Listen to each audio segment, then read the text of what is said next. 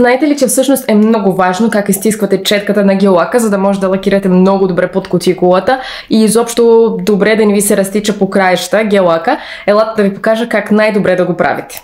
Взимаме едно гел-лакче, го отваряме и започваме. Първо от една страна слизаме бавно и след това вижте, то само от тази страна остана, другото вече е добре. Ако пак капката ви е голяма, просто ето така оставяме. И ето готово. Така имате достатъчно по принцип, за да може да си лакирате. Вижте, така няма да се разтича, нищо няма да стане. Защото много често съм виждала момичета да правят така и после така и първо, че цапате покрай гърлото и другото, че понякога не обирате достатъчно добре и също така като правите, четката може с скоро време да се изкриви.